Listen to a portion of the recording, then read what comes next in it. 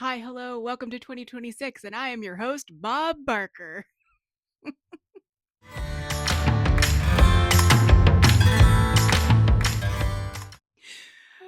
For real though, I got this new little clip-on mic, which I'm not currently going to clip on because I haven't had enough time to experiment with it. But anyway, I got this for Christmas. Also, we have a slightly different camera situation. New year, new podcast. Who dis? Yeah. So I actually kind of love this, but it also makes me feel a little bit silly. Also, probably mentioning Bob Barker probably aged me, but I'm okay with it. Today, I am here to talk about not necessarily any projects that I have finished or am working on. This is a making goals video. I've seen a lot of people doing everything I knit in 2025. I thought about doing this. I did actually pull together stats for that. Um, and then I literally ran out of energy to actually film that. So I didn't. Although, if anyone is interested, I could like put a little slide deck together to put on my Instagram, just because the numbers were interesting, relatively speaking. Yeah, I knit a lot of stuff in 2025, and it's really easy to forget about them. You know what I mean? I'm not quite an out of sight, out of mind knitter, but like almost. Almost. Anyway, I thought about some things that I want to do with my making for 2026, and I want to share them with you. I am going to be looking down a little bit because my laptop is right in front of me. This is the disclaimer part of the episode. Um, these are in no particular order. Um, None of these have priority over the other. It's just knowing how I like to make and like also having a overarching goal of um diversifying my making a little bit. These are things that I'd like to tackle or start or just start doing in 2026. Yeah, so let's without further ado, let's get into the list. I'm going to move over just a little bit so that I can put you know the list right here as we go through it. Hopefully, we'll see. Editing Bethany's gonna know. Also, I've literally been recording for 2 minutes and I didn't introduce myself. Hi, hello. My name is Bethany. My pronouns are she, her. I am coming from you to you, rather, from a very wintry Northern Ontario, Canada. And yeah, let's get into my 2026 making goals. Again, these are actually in no particular order, but the thing at the top of my list when I was thinking about my making goals is to learn to use my drop spindle. I bought a drop spindle and some fiber back in August when I went to the Berry Fiber Spirit show, and I actually talked about that. I'll link that particular video down below. I did a little tour. I vlogged a little bit of it, which was pretty cute. And yeah, so I picked up this drop spindle and some fiber, and I had all these intentions to like literally start learning to use a drop spindle like immediately. I had been watching so many videos about like how to get started and different kinds of spindles and things like that. And then life be lifing, and I did not, and suddenly it was the end of the year and I hadn't even taken the spindle out of the box, and I still haven't. It's in the other room, nice and safe in its box. So hopefully I will either have the opportunity to maybe take a class. That is the ideal way I'd like to deal with this. I am a um learn from other folks kind of person, I think, when it comes to fiber arts. I like having some one-on-one or like group setting kind of thing. So we'll see. Yeah, I'm really excited for that. Like quite literally, if nothing else on this list gets done, I would like to like be able to show at some point on this channel like a little like messy little skein of hand spun that I spun on my drop spindle. Okay, this is an interesting one, and this sort of came out of me gathering my stats for what I knit in 2025. I knit 14 pairs of socks, and out of that, that got me thinking about I'd want to knit a larger quotes alternate sock pattern. This is also very much inspired by Jack in the Attic, who is like very diligently knitting all these alternative sock patterns, and then she's like gonna gather all of that and like put it into one big video or a series of videos or something. um and I'm like, what a cool idea. I love knitting socks. And we all know this, I am a Summerlee fangirl. I mentioned her. Take a drink of water, stay hydrated.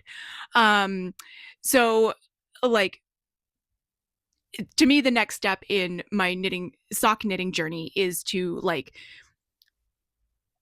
is alternate socks. And by alternate, I kind of mean like not your necessarily traditional way of knitting socks. I feel like I did that a little bit when I knit a pair of socks from a sock tube last year, which I did feature on one of my episodes in the channel, but I'll pop a picture up here.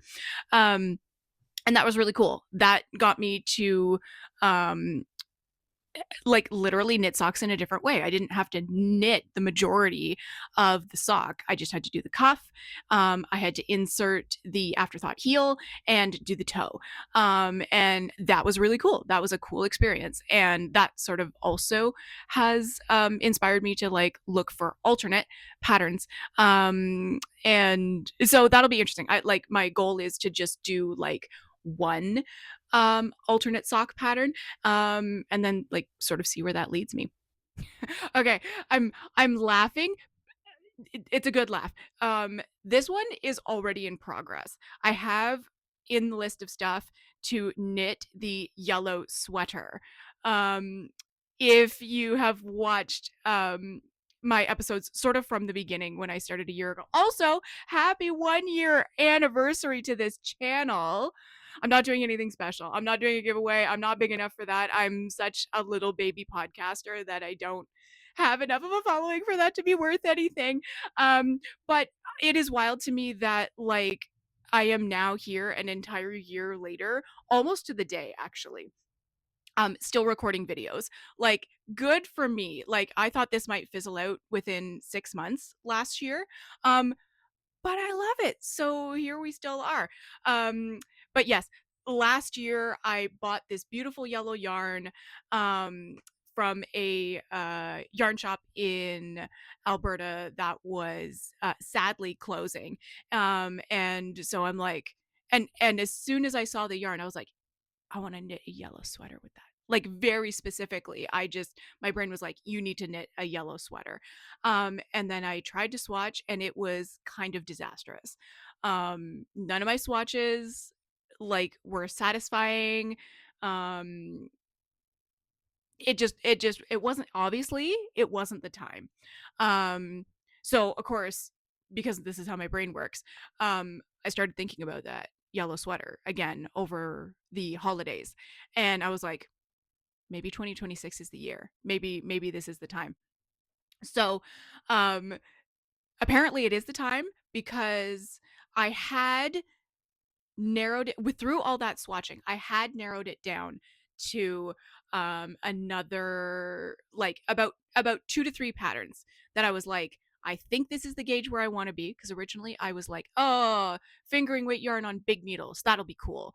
And then I hated the swatches. They were just, it to me it was like a fishing net. I was like, nope, I will hate that.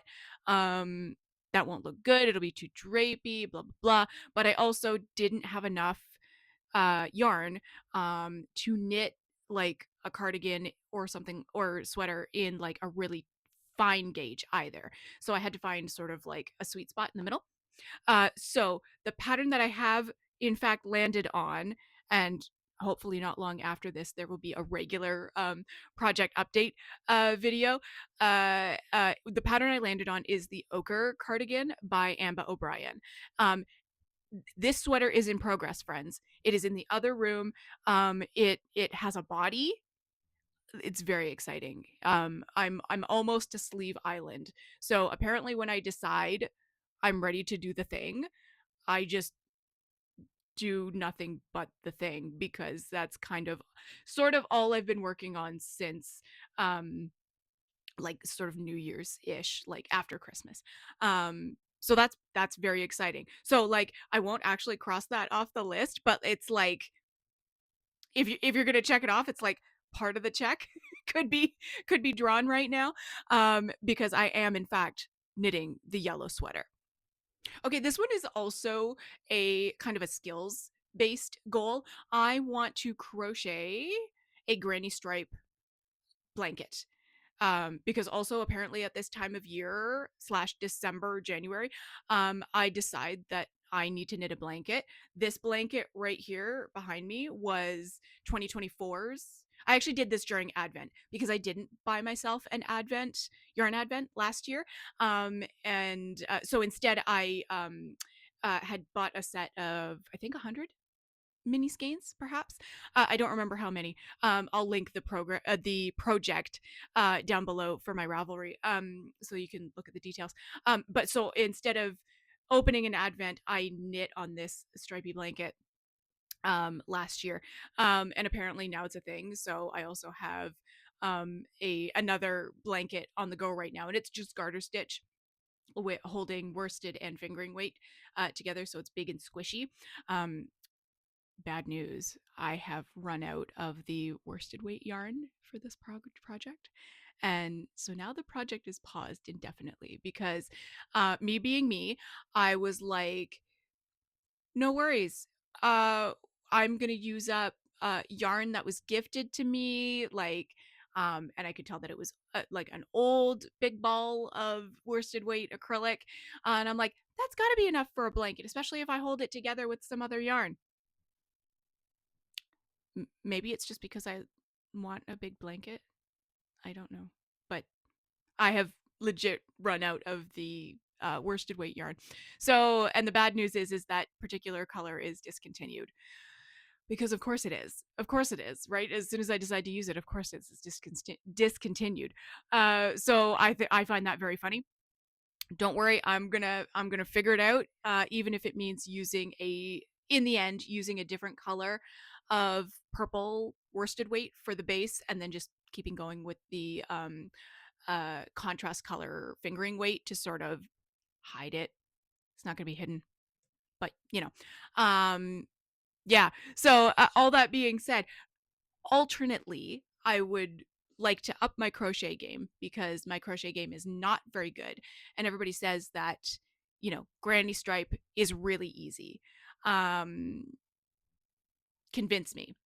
Convince me, because my brain doesn't process um, crochet instructions very well, despite watching videos. Maybe this is another one where I need to phone a friend who is very good at crochet, and we need to have like crochet dates where they show me what the heck to do.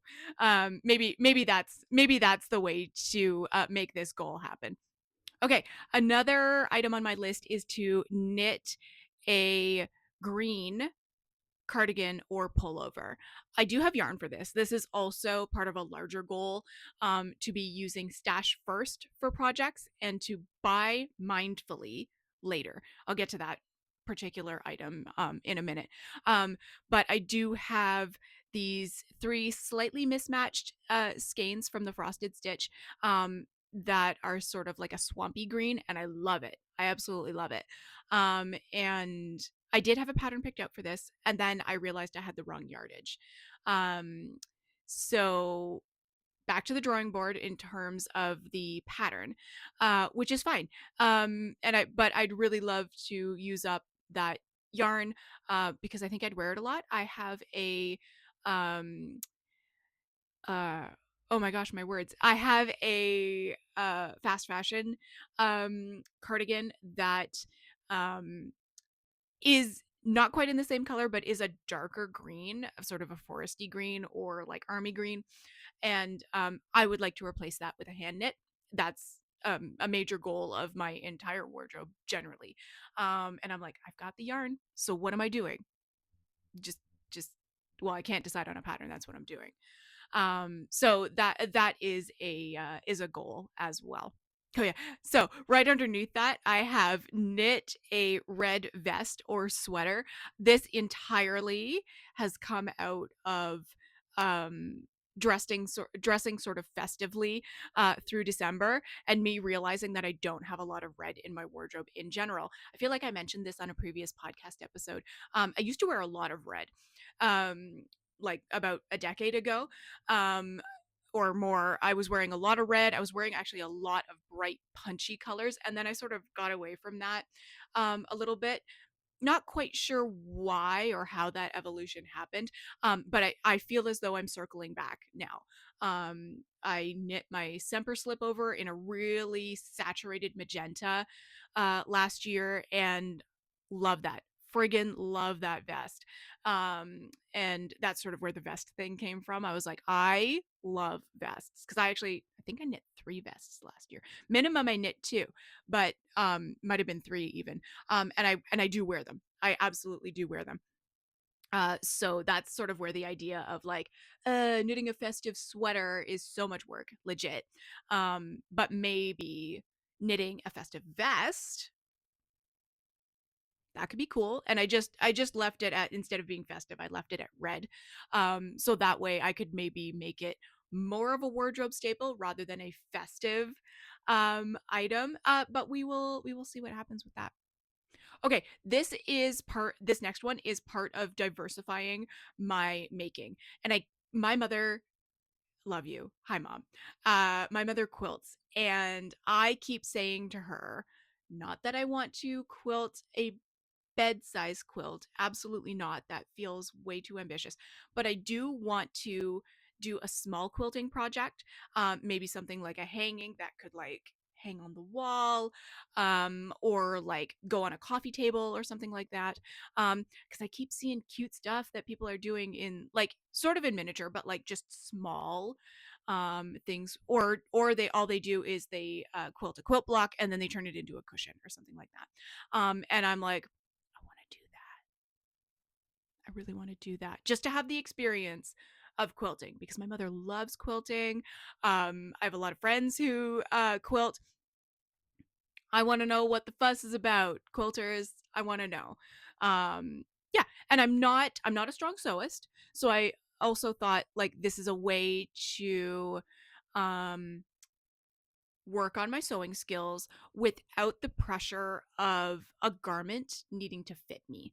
Um I figured, like no matter what you do, you're going to find something like, for instance, if all I do is quilt a quilt square, um I'm gonna find a cushion to put that on, or I'm just gonna back it and throw it on my wall, right?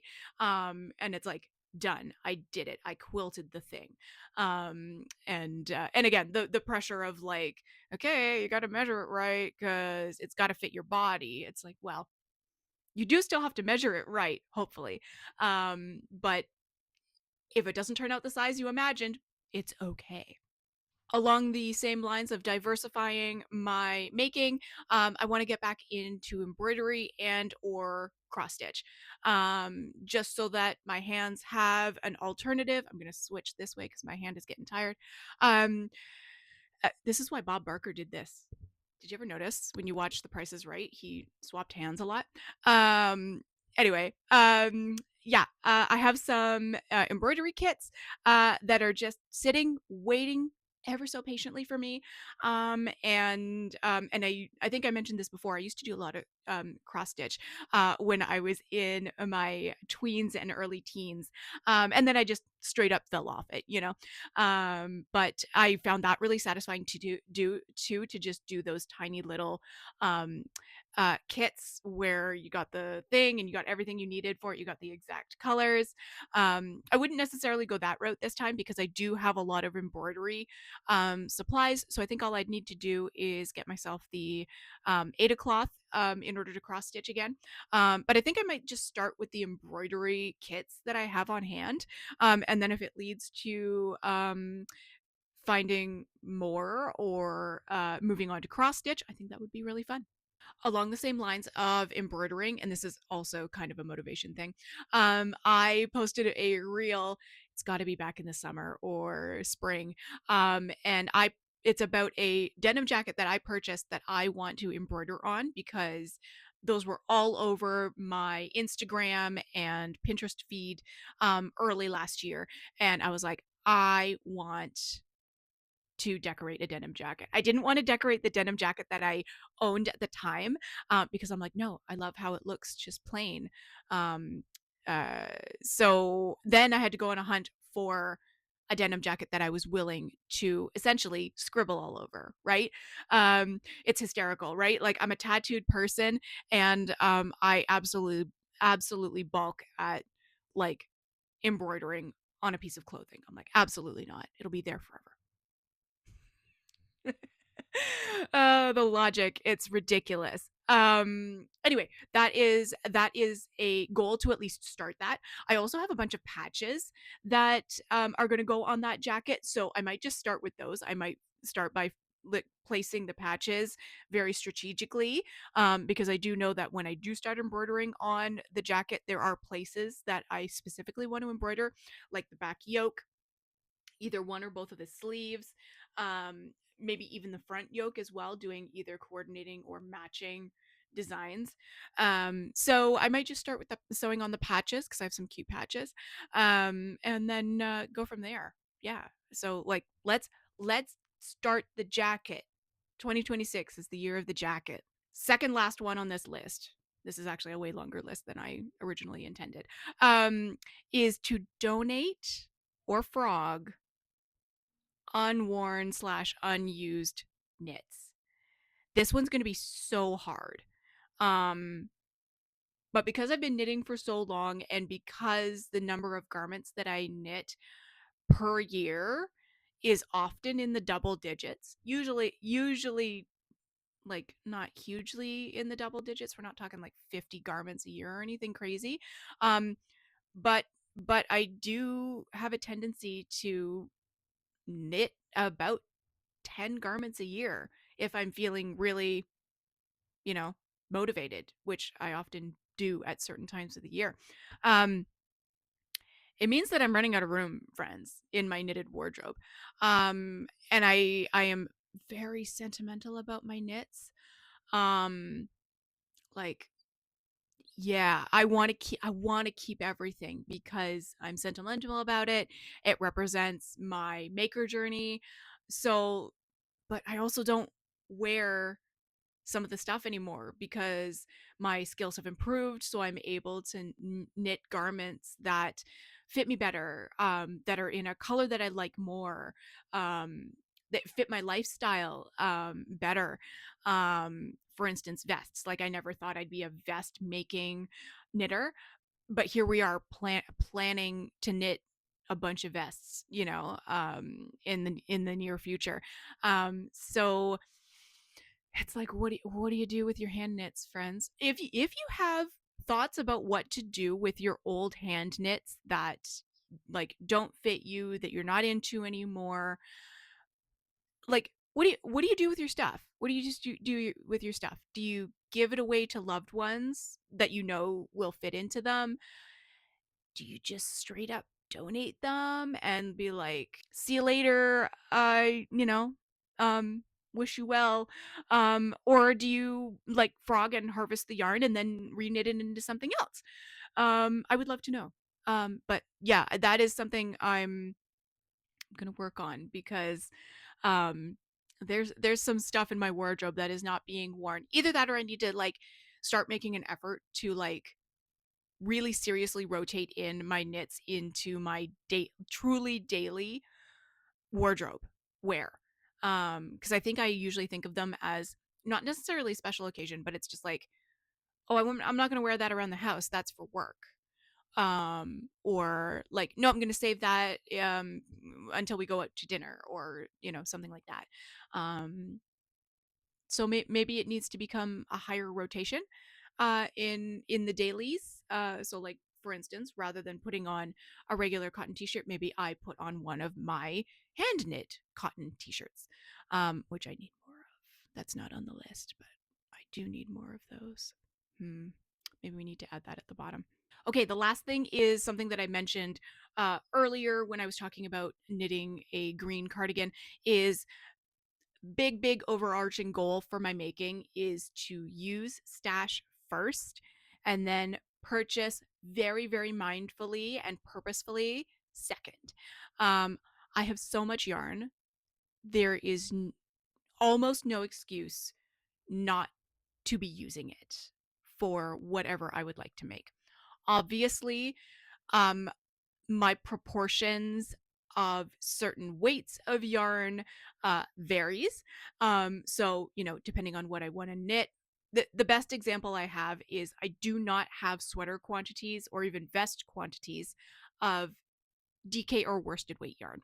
So should I wish to do that, I will have to purchase very mindfully and very purposefully. So a good example of this was last year when I knit my sort of white/cream colored cardigan with um, Barocco Remix, which is a worsted weight yarn.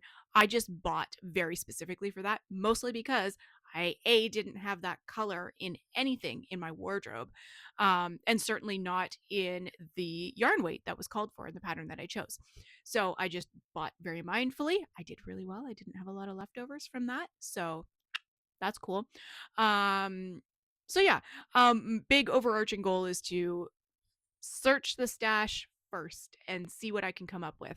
Of course, ever since discovering holding yarns together, it's a whole new world, which really has been a thing since 2024 for me. But it's kind of silly. I kind of forget about doing that sometimes. And it's like, well, actually, if you're willing to hold these yarns together and have it be a marled look, you've got enough for a garment. You definitely do, right? So it just depends. I guess it just depends on the look that I'm going for. So that'll be really good. If I can stick to that, that means stash will go down. And just generally, I'm going to buy more mindfully. Like if I'm purchasing, it's not willy nilly. It's gotta be with a plan in mind. Even if I do that thing where I'm like, oh, very pretty single skein. It's like, okay, well, what is that single skein going to be? Is it going to be socks? Is it going to be a shawl? Is it going to be a hat? Like I will not allow myself to purchase something if it doesn't have a plan. We'll see if I hold to that. That'll be very interesting. And that is my list. I think it's pretty reasonable. Nothing is so specific that like it's untenable. Also, like if some of these don't happen in 2026, it's fine. It's totally fine. I sort of am treating this list a little bit like my making queue, which I talked about earlier last year on this channel, where it's like, well, actually, I talked about it in the fall. It was like I treat my Ravelry queue like a menu. It's like there's no pressure to actually pick from the menu, but this is the menu that you're going to pick from if you want to be knitting something. And you just choose the thing from the menu that moves you, right? Which is why I can never stick to a plan.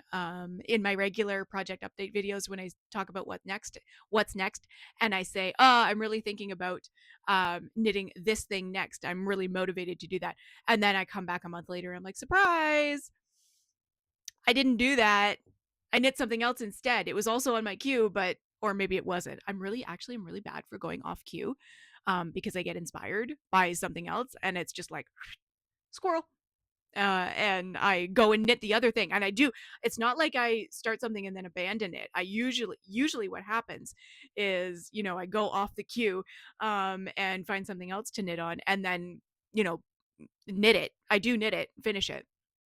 But yeah, so it will be very interesting to me. I'm actually going to write this down in my little, I call it a knitting journal. It's not really a journal. It's a little notebook where I just keep notes on all the projects that I knit. But I am going to actually write it down and put it in the front cover of my little knitting notebook.